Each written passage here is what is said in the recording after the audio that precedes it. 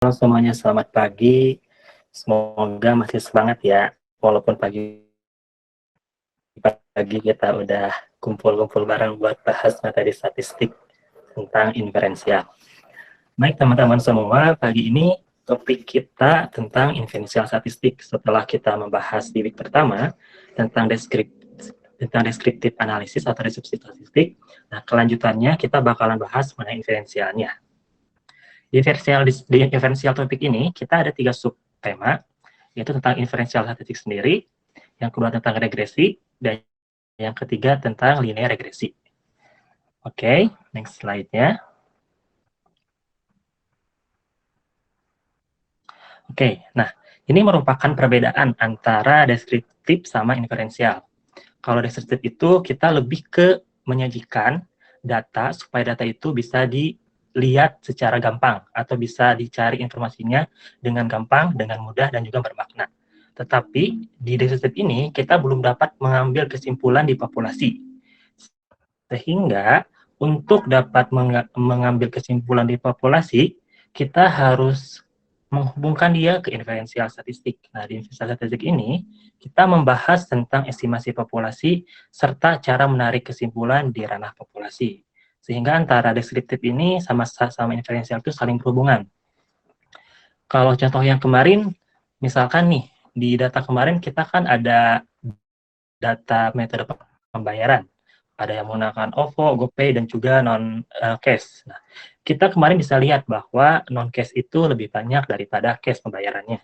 Tetapi itu baru secara grafik atau baru secara deskriptif. Nah, untuk menguji apakah pembayaran cash dan non-cash itu signifikan atau tidak, nah kita bisa membuktikan itu di ranah inferensial statistik. Nah, nanti kita bisa menguji dia dengan uji hipotesis dan lain sebagainya. Maka ini sangat kita perlukan untuk membuktikan apa yang ingin kita buktikan di descriptive analysis tadi. Oke, boleh next, Kak. Nah, ini merupakan workflow kita cara menganalisis statistik inferensia. Di sini mulai dari input data, nah kita tahu bahwa data itu beragam. Beragam datanya, beragam sebarannya. Nah, kita di sini kategorikan menjadi ada 2 syarat. Apakah data itu distribusi normal atau tidak, dan juga apakah tipe datanya itu numerik. Numerik itu di sini adalah interval dan rasio. Apabila 2 asumsi ini terpenuhi, maka kita dapat menggunakan uji statistik parametrik.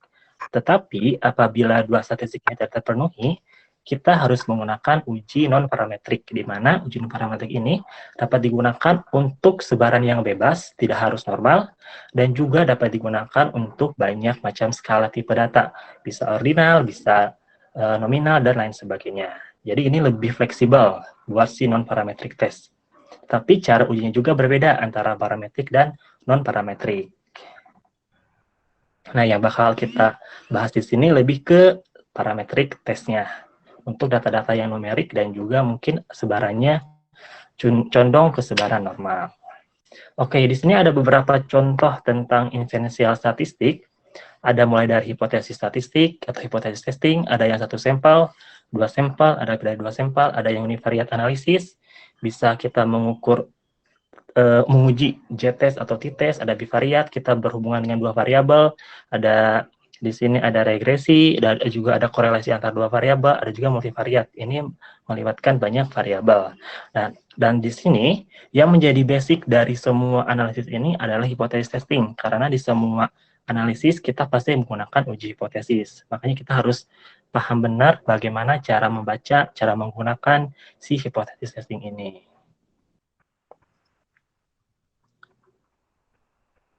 Oke, boleh next. Nah, ini merupakan tahapan-tahapan kalau kita mau menggunakan uji hipotesis. Yang paling penting di sini kita harus menentukan dulu apa H0-nya, apa H1-nya, itu merupakan hipotesis atau dugaan sementara kita, di mana H0 dan H1 ini pasti dia saling bertolak belakang. Yang kedua, kita tentukan statistik value yang mau kita ukur, yang mau kita hitung. Ini sangat tergantung pada uji yang kita gunakan. Kalau kita menggunakan uji Z, kita menggunakan Z statistiknya seperti apa, hitung. Kalau kita menggunakan uji T, kita menghitung juga statistik T-nya seperti apa. Setelah itu, kita menghitung kriteria statistiknya, di sini kita lebih menentukan ke daerah di mana H0 ditolak, di mana H0 diterima. Di situ kita membuatlah kesimpulan dari hipotesis yang kita buat. Ini secara manual tahap-tahapan yang kita lakukan kalau kita ingin melakukan uji hipotesis. Nah, uji hipotesis itu banyak sekali macamnya, tergantung populasi yang mau kita gunakan. Di sini ada satu populasi, ada dua populasi, dan ada lebih dari dua populasi. Di satu populasi kita ada dua statistik pengukuran, ada mean atau rata-rata atau nilai tengah, ada juga proporsi. Nah, di proporsi kita selalu menggunakan uji Z atau Z-test. Nah, di mean ini tergantung dari ragam populasinya. Apabila ragam populasinya diketahui, kita menggunakan uji Z. Tapi kalau nggak diketahui, kita menggunakan uji T. Nah, kalau di dua populasi, kita dibagi dalam dua tipe data.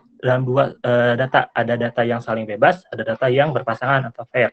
Nah, kalau data yang saling bebas, kita ada dua pengukuran, bisa di nilai tengah atau rata-rata, bisa di proporsi. Nah, ini sama juga di nilai tengah, tergantung ragam populasinya. Kalau diketahui kedua ragam tersebut, kita menggunakan uji Z. Kalau tidak diketahui, kita menggunakan uji T. Nah, kalau di proporsi, kita selalu menggunakan uji Z. Untuk data berpasangan, kita pasti dia menggunakan uji T. Karena apa? Karena dia pasti ragamnya nggak diketahui. Kemudian, untuk yang lebih dari dua populasi atau datanya banyak, kita biasanya menggunakan uji F. Uji F ini sangat erat kaitannya dengan ANOVA atau Analysis of Variance. Nah, ini merupakan jenis-jenis uji hipotesis yang bakal sering kita temui di berbagai macam analisis statistik.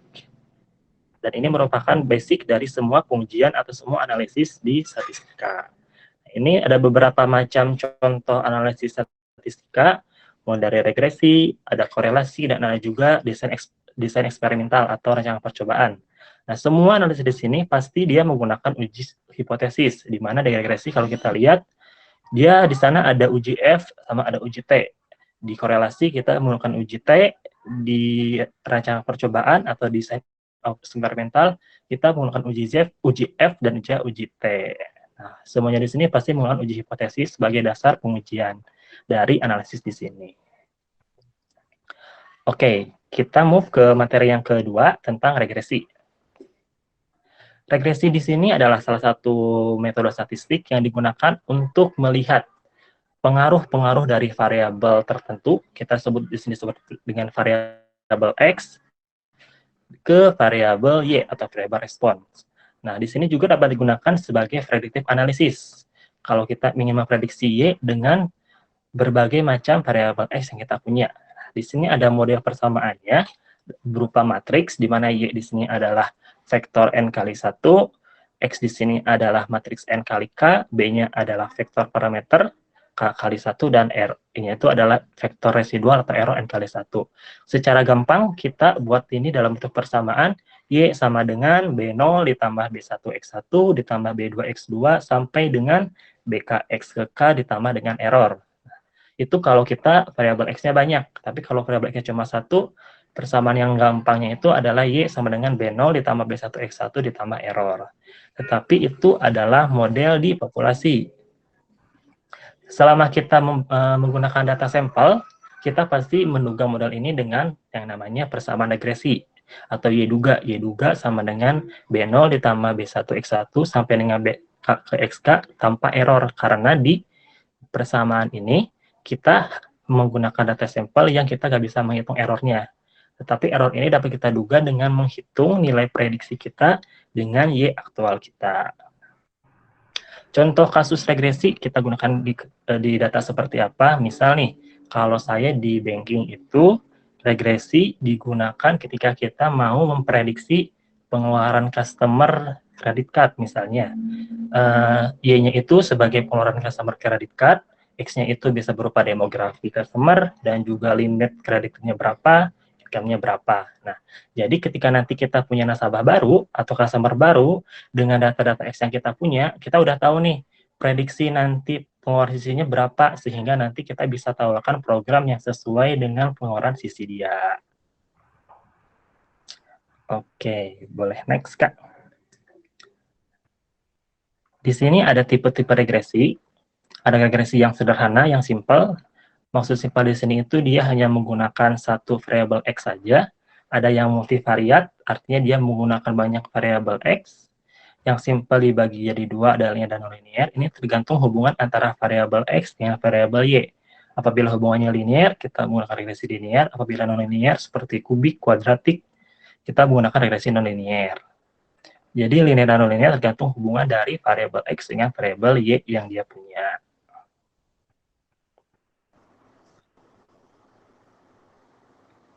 Oke, boleh next, Kak. Nah, ini ada beberapa asumsi yang harus dipenuhi kalau kita menggunakan analisis regresi. Asumsi yang pertama itu ada yang namanya linear relationship. Ini kalau kita menggunakan linear regresi. Kita bisa mengeceknya itu dengan cara memplotkan antara variabel X dengan variabel Y yang kita punya. Kalau plotnya itu linear, maka asumsi ini terpenuhi. Ada juga asumsi multivariate normality atau kenormalan. Nah, yang diuji di kenormalan di sini adalah si errornya itu. Jadi kita uji errornya itu apakah menyebar normal atau enggak. Karena kenapa harus menyebar normal? Seperti yang kita tahu bahwa di regresi ini kita menggunakan uji F dan uji P. Basic dari dua uji ini dia menggunakan sebaran normal. Kalau kita runtut lebih dalam lagi, uji T itu merupakan uji yang berasal dari sebaran normal baku dengan sebaran chi-square. Kalau kita lihat sebaran chi-square itu, dia berasal dari sebaran normal baku yang dikuadratkan. Begitu juga dengan uji F, dia sama, merupakan rasio dari dua sebaran chi-square yang berasal dari sebaran normal. Jadi, asumsi kenormalan itu harus dipenuhi agar kedua uji ini dapat valid dilakukan.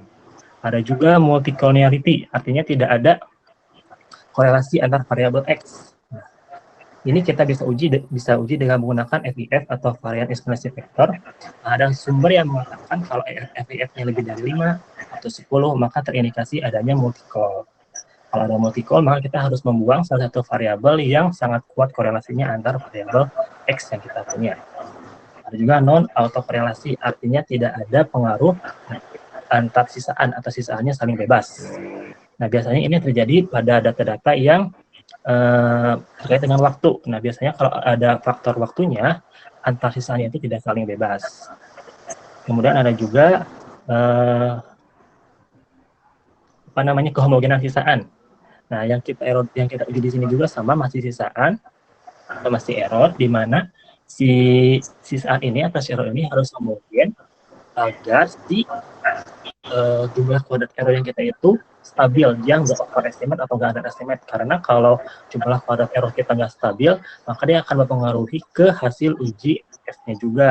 Ujiannya juga bisa jadi bisa jadi over tolak H0 atau under tolak H0. Jadi bisa nggak stabil hasil pengujiannya nanti kalau ragamnya tidak homogen. Ragamnya adalah ragam si errornya itu.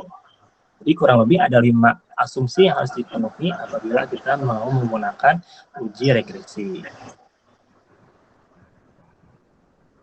Oke, dan yang terakhir ini ada matriks untuk evaluasi modelnya. Bagaimana kita cara memvalidasi model kita udah jadi atau belum? Nah, ini ada beberapa poin-poin yang bisa kita lakukan. Pertama, kita lihat dari R-square value dia. Semakin besar R-square value dia yang kita punya, maka semakin bagus model yang kita miliki. Nah, di sini R-square itu letaknya dari 0 sampai 1, mendekati ke 1 artinya semakin bagus, dan artinya semakin banyak keragaman variabel Y yang dapat dijelaskan oleh variabel X-nya. Ada juga koefisien korelasi. Nah, ini bisa digunakan untuk mengukur korelasi antara variabel X dengan variabel Y. Nah, kita bisa menghitung korelasi variabel X dengan variabel Y langsung dari R-square apabila kita hanya menggunakan regresi linear sederhana atau hanya satu X. Nah, kalau kita hanya punya satu X, R-square itu bisa menjalankan korelasi. Kita cukup mengakatkan R-square-nya langsung si nilai korelasi antara variabel X dengan variabel Y. Dan ada juga di hipotesisnya dan p-value. Di sini kita bakal melihat signifikan sih variabel X yang kita punya terhadap variabel Y yang kita punya. Ini adalah beberapa poin yang bisa kita gunakan untuk mengevaluasi model yang kita punya. Oke, mungkin materi tentang regresi dan juga inferensial